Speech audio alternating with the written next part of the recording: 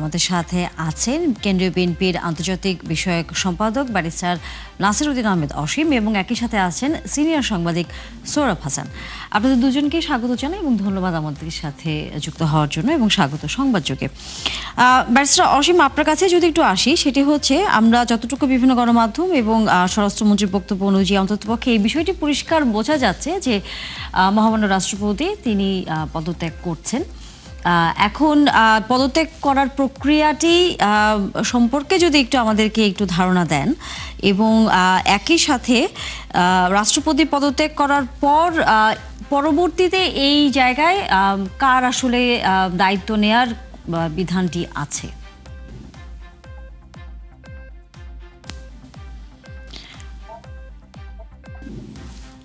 আমাকে বলছেন? আপনিও চাইলে উত্তর দিতে পারবেন জনাব সৌরভ হাসান। আমাদের আরেকজন অতিথি সম্ভবত সংযুক্তি বিচ্ছিন্ন হয়েছে। লাইনে থাকবে, উনি দিবেন। না, সৌরভ হাসান আপনিও চাইলে উত্তরটি দিতে পারেন। আচ্ছা, চাইলে না উত্তর তো, কারণ আমাদের একজন অতিথির সাথে আসলে আমাদের সংযোগ বিচ্ছিন্ন হয়ে গেছে। আচ্ছা জি, ধন্যবাদ। এটি তো এখন টক অফ দ্য টাউন অথবা টক অফ দ্য কান্ট্রি, মানে বেশ আলোচিত এবং অনেকের কাছে হঠাৎ করে মনে হতে পারে যে হঠাৎ করে রাষ্ট্রপতি এই পদত্যাগের ঘোষণা কেন। এখন সেটি কি সামাজিক যোগাযোগ মাধ্যমে যে গুজব বা গুঞ্জন যে তিনি লন্ডনে থাকাকালে টেলিফোন করেছেন, অথবা এটি আবার যে সূত্রে এটা জানানো হয়েছে পরে বঙ্গভবন থেকে নাকচ করা হয়েছে এবং সেই সাংবাদিক দেখলাম যে তিনিও এটা স্বীকার করেছেন যে না, এর কোনো ভিত্তি ছিল না। প্রথমত হচ্ছে যে এটি সবাই ধারণা করেছিলেন যে বিএনপি নির্বাচিত সরকার আসার পর বিএনপি তার সুবিধা মতো সময় হয়তো রাষ্ট্রপতিকে বলবেন অথবা রাষ্ট্রপতি স্বেচ্ছায় পদত্যাগ করতে পারেন, এবং যেটি তিনি অন্তর্বর্তী সরকারের সময় তার অভিজ্ঞতার কথা বলেছেন, দুঃখ প্রকাশ করেছেন এবং অন্তর্বর্তী সরকার যে পদে পদে তাকে বাধাগ্রস্ত করেছেন, অসম্মান করেছেন, সে কথাগুলো বলেছেন এবং তিনি আশা করেছিলেন যে নির্বাচিত সরকার তার প্রতি এরকম বৈরী আচরণ করবে না এবং সেটি করেও নি। নির্বাচিত বিএনপির সাথে গত 5 মাসের অভিজ্ঞতা কিন্তু বলবো যে রাষ্ট্রপতির সাথে খুবই সৌহার্দ্যপূর্ণ। ঈদগাহে একসঙ্গে প্রধানমন্ত্রী রাষ্ট্রপতি নামাজ আদায় করেছেন এবং অনেক অনুষ্ঠানে একসঙ্গে গিয়েছেন। তবে সর্বশেষ যেটি এই গুঞ্জন, এক্ষেত্রে অনেক রাজনৈতিক বিশ্লেষক মনে করেন যে বিএনপি চেয়েছিল একটি সুবিধাজনক সময়, অর্থাৎ বিএনপি ক্ষমতায় এসেই যদি নতুন রাষ্ট্রপতি নির্বাচিত করতেন অথবা এই রাষ্ট্রপতি পদত্যাগ করার পর নতুন রাষ্ট্রপতির নির্বাচন তো জরুরি হয়ে পড়ত, তখন আগামী 5 বছর পর যে নির্বাচন হবে সেই নির্বাচন হবে তত্ত্বাবধায়ক সরকারের অধীনে। আদালত ইতিমধ্যে রায় দিয়েছে এবং এটি নতুন আইন করতে হলে সংসদ আইন করবে, আর আইন ছাড়া যদি হয় সংবিধান বিশেষজ্ঞদের মধ্যে দুই ধরনের মতই আছে যে আদালত যেহেতু পঞ্চদশ সংশোধনী বাতিল করেছে সুতরাং এখন আর কোনো বাধা নেই। আবার অনেক যারা বিরোধী তারা বলেছেন যে না, আইন করতে হবে। আর যে প্রক্রিয়াই হোক, আর সেই সময়টা বিএনপি হয়তো চাইবে যে তাদের যে নির্বাচিত রাষ্ট্রপতি, এই সংসদে যে নির্বাচিত রাষ্ট্রপতি তিনি তখন ক্ষমতায় থাকবেন, অন্য কেউ থাকবে, এটি তাদের জন্য নিশ্চয়ই আমরা হয়তো এই বিষয়টা আরো একটু পরিষ্কার বুঝতে পারবো। আপনি আছেন আমাদের সাথে, আমাদের আরেকজন অতিথিও যুক্ত হয়েছেন, ব্যারিস্টার নাসিরউদ্দিন আহমেদ অসীম। অনেক ধন্যবাদ জনাব অসীম, যুক্ত হয়েছেন আপনি আমাদের সাথে। আমরা যে প্রশ্নটি আসলে জানতেই চাই আপনার কাছে সেটা হচ্ছে রাষ্ট্রপতি পদত্যাগের বিষয়টি মোটামুটি নিশ্চিত, তবে এরপর আসলে সাংবিধানিক বিধানগুলো কি এবং কতদিনের মধ্যে আমরা আবার নতুন রাষ্ট্রপতি পেতে যাচ্ছি এবং এর মধ্যে দায়িত্ব পালনের ভারটি আসলে কার কাঁধে গিয়ে পড়ছে। ধন্যবাদ আপনাকে। আপনি যে কথাটা বলেন, আমি সামাজিক যোগাযোগ মাধ্যমে এই বিষয়টা দেখেছি, প্লাস মেইন স্ট্রিম আপনার প্রিন্ট মিডিয়া ইত্তেফাকেও এই বিষয়টা এসছে, বা অন্য অনেক জায়গায় হয়তো বাই দিস টাইম এসে থাকতে পারেন। আমাদের দলের যে স্থায়ী কমিটির অন্যতম সদস্য এবং স্বরাষ্ট্রমন্ত্রী জনাব সালাউদ্দিন আহমেদ সাহেব তিনি বলেছেন তিনি কিছু জানেন না। এই ধরনের একটা পরিবেশ বা পরিস্থিতি কনক্লুসিভলি কোনো কিছু আমি বলতে পারবো আমি এই ধরনের কোনো কিছু মনে করি না। দ্বিতীয় কথা হচ্ছে যে এটা খুব একটা বড় সংকট এমন কোনো কিছু না। রাষ্ট্রপতি যদি পদত্যাগ করেন, আপনার সংসদ থেকেই কিন্তু আপনার পরবর্তী রাষ্ট্রপতির বিষয়টা সিদ্ধান্ত হবে। কিন্তু তার আগে যেটা আছে যে যিনি স্পিকার যিনি আছেন, আমাদের পার্লামেন্টের মাননীয় স্পিকার যিনি আছেন, তিনি অস্থায়ী রাষ্ট্রপতি হিসেবে কিন্তু দায়িত্ব গ্রহণ করবেন। রাষ্ট্রপতি যদি কোনো কারণে রাষ্ট্রপতির পদ যদি শূন্য হয়, এবং সেটা হতে পারে শূন্য হতে কারো আপনার ন্যাচারাল বিভিন্ন বিষয় আছে। দ্বিতীয় কথা হচ্ছে যে পদত্যাগ যদি করেন, সেই ক্ষেত্রে মনে করেন আপনার স্পিকার রাষ্ট্রপতি হিসেবে দায়িত্ব গ্রহণ করবেন। পরবর্তীকালে মনে করেন যে সরকার যারা আছেন বর্তমানে বা সংসদের সংখ্যাগরিষ্ঠতা যাদের আছে, তারা আপনার রাষ্ট্রপতি কে হবেন সেটা নির্ধারণ করবেন। সেটা সংসদের মধ্যেই কিন্তু ভোটাভুটি হবে। প্রার্থীরা বিরোধী দল আছেন তারাও করবেন। তো সেই দিক থেকে এটা খুব বেশি একটা বড় সমস্যা আমি বলে মনে করি না। বড় সমস্যা যেটা স্পেকুলেশন যেটা আছে যে কেন উনি পদত্যাগ করছেন, যে বিভিন্ন বিষয়ে কারোর সঙ্গে টেলিফোনে ওনার কথাবার্তা হয়েছে বা এই জাতীয় কিছু, তো সেগুলো তো আমরা ঠিক সবাই তো জানি না কতটুকু কি কোন কারণে তিনি পদত্যাগ করছেন বা উনি পদত্যাগ করবেন কনক্লুসিভ কোনো কিছু আছে, এভিডেন্স আছে বা বক্তব্য মন্তব্য অনেক কিছু থাকতে পারে। তো সেদিক থেকে আমি মনে করি না সাংবিধানিক সংকটের কোনো বিষয় নেই এক্ষেত্রে। আপনি সাংগঠনিক কোনো সংকট আসলে এখানে দেখছেন না। সেই হিসেব করে আমরা রাষ্ট্রপতি যখন নির্বাচনের বিষয়টি সামনে আসবে, যদি তিনি পদত্যাগ করেন, এবং তখন হয়তো বা জানা যাবে প্রকৃত কারণটি। কিন্তু এরই মধ্যে বিভিন্ন গণমাধ্যম বলছে যে সরকারের পক্ষ থেকে তাকে পদত্যাগ করবার মতো বার্তা আসলে দেওয়া হয়েছে। অনেকটা সমালোচনা করে অনেকে বলছেন যে সরকার তাকে পদত্যাগ করতে বলছে অথবা বাধ্য করছে। দেখেন, আমি বাধ্য করার বিষয়টা আমি মানি না। তার কারণটা হচ্ছে যে বাংলাদেশ জাতীয়তাবাদী দলের সরকার প্রতিষ্ঠিত হয়েছে, সেটা সিঙ্গেল মেজরিটি না, 2/3 মেজরিটি নিয়ে কিন্তু গঠিত হয়েছে। সেক্ষেত্রে এই সরকার বহু আগেই কিন্তু মাননীয় রাষ্ট্রপতিকে, মহামান্য রাষ্ট্রপতিকে ইমপিচ করতে পারতেন। সে কারণে আমি বলবো যে এই যে পদত্যাগ করতে বলা হয়েছে কিংবা চাপ প্রয়োগ করতে বলা হয়েছে, এগুলো আমি মনে করি না যে খুব একটা বড় বিষয়। এটা যদি চাইতেন তাহলে আরো অনেক আগেই সম্ভবত 5 মাসের বেশি হবে এই সরকার প্রতিষ্ঠিত হয়েছে, সেই ম্যান্ডেট ছিল, সেটা করেননি। অতএব নতুন করে চাপ প্রয়োগ করা বা কোনো কিছু আমার মনে হয় না এই ধরনের কোনো ঘটনা আছে বলে আমি মনে করি না। এটা আমি ব্যক্তিগতভাবে বা একজন আইনজীবী হিসেবে আমি যেটা মনে করি। বা সাংবিধানিক প্রক্রিয়ার কথা আমরা যদি বলি, যে রাষ্ট্রপতিকে যে স্টেপ ডাউন করেন আপনি, আমার ম্যান্ডেট আছে, সেটা অনেক আগেই করতে পারতেন। এতদিন যেহেতু করা হয়নি, অতএব নতুন করে চাপ প্রয়োগের বিষয়টা আছে বলে আমি মনে করি না। আচ্ছা, লন্ডনের প্রসঙ্গটা আপনিও বললেন যে আসলে এটাই বিভিন্ন গণমাধ্যমগুলোতে, যদিও এর মধ্যে বঙ্গভবন সূত্র থেকে বলা হয়েছে যে এই ধরনের কোনো ঘটনা ঘটেনি, যে লন্ডনে কারোর সাথে মহামান্য রাষ্ট্রপতির এরই মধ্যে কথা হয়েছে এবং সেই প্রেক্ষিতে তিনি পদত্যাগ করতে যাচ্ছেন। কিন্তু পররাষ্ট্র মন্ত্রণালয় থেকে বলা হয়েছে যে বিষয়টি খতিয়ে দেখা হবে বা তদন্তের বিষয়ে বলা হচ্ছে।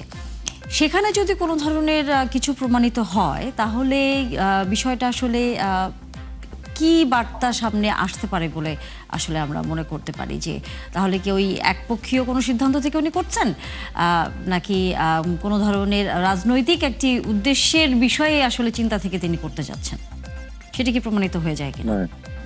এটা তো উনি ভালো জানবেন, এটা তো আমি বলতে পারবো না ওনার মনের কথা কিংবা এই ধরনের কোনো ঘটনা যদি ঘটে থাকে। দ্বিতীয় কথা হচ্ছে যে সরকারের পক্ষ থেকে আপনি যেটা বললেন যে পররাষ্ট্র মন্ত্রণালয় থেকে খতিয়ে দেখা হচ্ছে, তো এই বিষয়টা আমাদের তো নিজের, আমার বা আপনার, আমাদের কারোরই তো মনে করেন যে সেই সুযোগটা এখনো আসেনি, যতক্ষণ পর্যন্ত কোনো কনক্লুসিভ এভিডেন্স আসে বা কোনো কিছু আসে। এখন কথাটা হচ্ছে আপনি কথাবার্তা আপনি বলতেই পারেন, আমি আপনার সঙ্গে কথা বলতে পারি, আমার সঙ্গে আরেকজনের জানাশোনা আছে কথা বলতে পারি, কিন্তু কথাটা হচ্ছে যে সেটা কি সাবভার্সিভ টু দ্য স্টেট কিনা, এটা একটা বিষয়। 2, প্রোহিবিটেড কোনো ব্যক্তির সঙ্গে কিনা, সেটা একটা বিষয়। বিতর্কিত কোনো বিষয়বস্তুর সঙ্গে আপনার জড়িত কারোর সঙ্গে কিনা, বিতর্কিত কোনো বিষয়ের সঙ্গে, কোনো ব্যক্তির সঙ্গে, কোনো রাজনৈতিক দলের সঙ্গে, যেমন আওয়ামী লীগের রাজনীতি থাকবে না সেটা মনে করেন যে আপনার ট্রাইব্যুনালে বিচারাধীন আছে, তাই না? তো সেই ক্ষেত্রে আপনি কথা বলার, ব্যক্তি মত প্রকাশ, চিন্তা, কথা বলার স্বাধীনতা সবার আছে, সাংবিধানিক স্বাধীনতা সবার আছে। এখন কথাটা হচ্ছে যে আপনি কতটুকু সেটা জুরিসডিকশন আপনি করেছেন তার উপরে ডিপেন্ড করবে। আপনি যদি মনে করেন, আমি তো মনে করি যে মহামান্য রাষ্ট্রপতি যদি এই ধরনের কোনো কাজ করে থাকেন যেটা মনে করেন যে বাংলাদেশের আইনের পরিপন্থী, তাহলে তো মনে অন্য বিচার হবে না। ইমপিচমেন্ট হবেন, ওনাকে স্টেপ ডাউন করতে হবে, এট দ্য সেম টাইম ওনার অন্য বিচারও হবে উনি যদি আইন পরিপন্থী কিংবা সংবিধান পরিপন্থী কোনো কাজ করে থাকেন। তো এই বিষয়গুলো তো এখনো আপনার যেহেতু আমরা কোনো কিছুই কনক্লুসিভলি আমরা জানি না, কোনো এভিডেন্স সামনে আসেনি, কিংবা আপনার মন্ত্রণালয়ে যেটা আপনি বলেছেন যে খতিয়ে দেখা হচ্ছে, তার মানে কি, কতটুকু সত্য বা মিথ্যা এটা আমরা এখনো জানি না। খতিয়ে দেখছেন ওনারা, ওনারা দেখে ওনারা ব্যবস্থা নিতে পারবেন। জি। ওনারা বলতে রাষ্ট্র ব্যবস্থা নিতে পারবেন প্রচলিত আইনের অবকাঠামোর মধ্য থেকে। জি।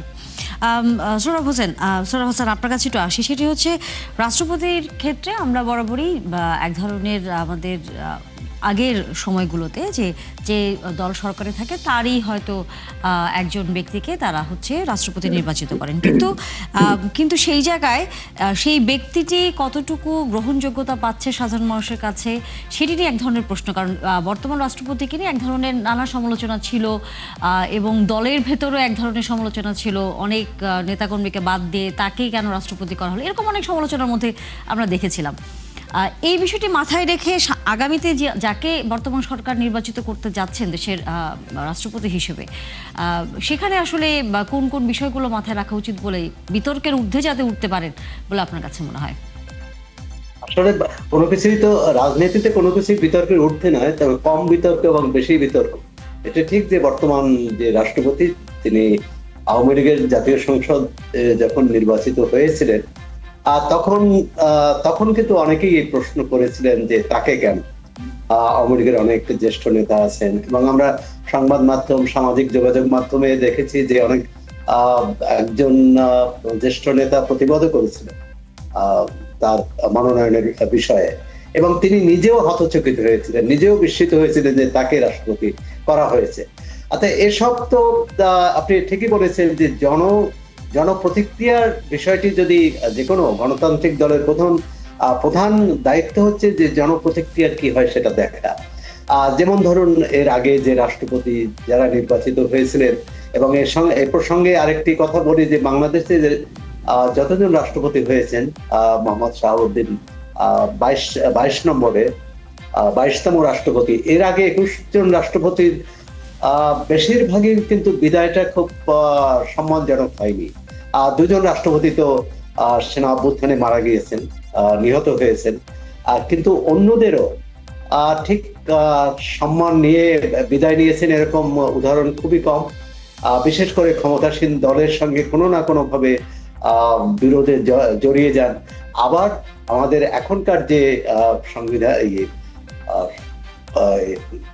জাতীয় সংসদের যে বিধি এবং আইনে যে রাষ্ট্রপতিকে দলের মানে ক্ষমতাসীনদের লিখিত লিখে দেওয়া বক্তৃতাই পড়তে হবে, যে কারণে এই যে এই রাষ্ট্রপতি তো আওয়ামী লীগ মনোনীত ছিল, তাদের ওই সংসদ দ্বারা নির্বাচিত, তিনি কিন্তু এই ত্রয়োদশ জাতীয় সংসদে যে প্রথম ভাষণ দিয়েছেন সেটা কিন্তু বিএনপি সরকারের লিখে দেওয়া ভাষণ, এবং সেখানে তিনি এই সরকারের গুণগান করেছেন, ঠিক আছে, এবং একই সঙ্গে কিন্তু বিগত সরকারের অনেক কঠোর সমালোচনাও করেছেন।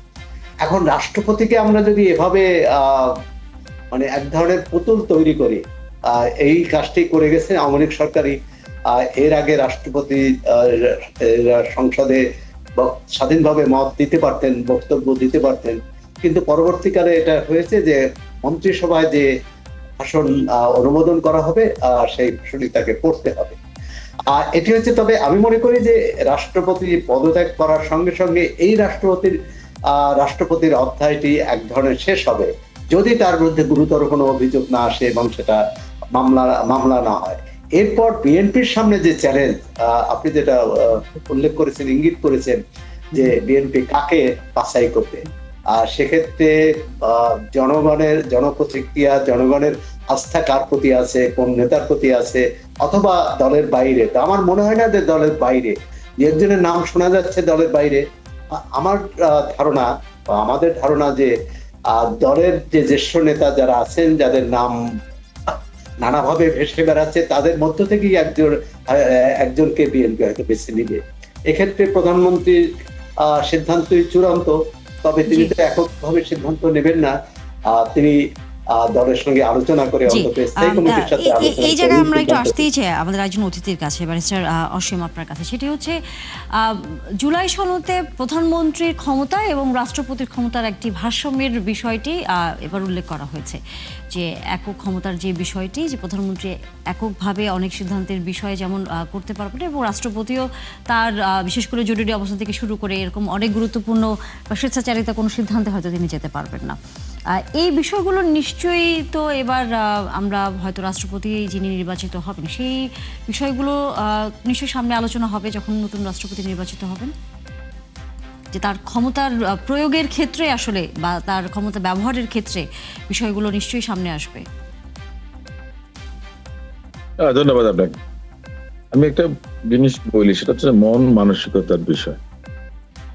আপনি কতটুকু এক্সারসাইজ করবেন আর কতটুকু আরেকজনকে দেবেন, এই বিষয়টা সম্পূর্ণভাবে আপনার, যে আমরা সংস্কারের কথা আমরা বলি, যেটা কমিটমেন্ট কিংবা পলিটিক্যাল কমিটমেন্টের কথা বলেন, তারপরে আপনার যে রিফর্ম নিয়ে তো প্রায় অন্তর্বর্তীকালীন সরকারের সময় তো আলাপ আলোচনা হয়েছে। বাংলাদেশ জাতীয়তাবাদী দলেরও রাষ্ট্র সংস্কারের 31 দফা, সেখানেও এই বিষয়টা ছিল। তো আমি খুব সহজ বাংলায় একটা কথা বলতে পারি, সেটা হচ্ছে যে আপনি একটু আগে বললেন, বা আমাদের সহ আলোচক সৌরভ ভাই যে কথাটা বললেন, আওয়ামী লীগ মনোনীত রাষ্ট্রপতি বিএনপির ক্যাবিনেটে অ্যাপ্রুভ হওয়া বক্তব্যটা দিয়েছেন পার্লামেন্টে, অর্থাৎ ক্যাবিনেট যেটা অ্যাপ্রুভ করেছে সেটা বলেছেন, এবং বিগত সরকারে যাদের দ্বারা তিনি নিয়োগপ্রাপ্ত হয়েছিলেন তাদের কঠোর সমালোচনা করেছেন। তার মানেটা কি? মানেটা হচ্ছে যে আমাদের রাজনৈতিক সংস্কৃতি যদি পরিবর্তন না হয়, আপনি ক্ষমতার ভাগাভাগি করেন, ভাগ বাটোয়ারা করেন, ক্ষমতার ভারসাম্যের কথা বলেন, কোনো কিছুই কিন্তু কার্যকর হবে না। তার কারণটা হচ্ছে আমরা তো সংসদীয় গণতন্ত্রের মধ্যে এখন আছি।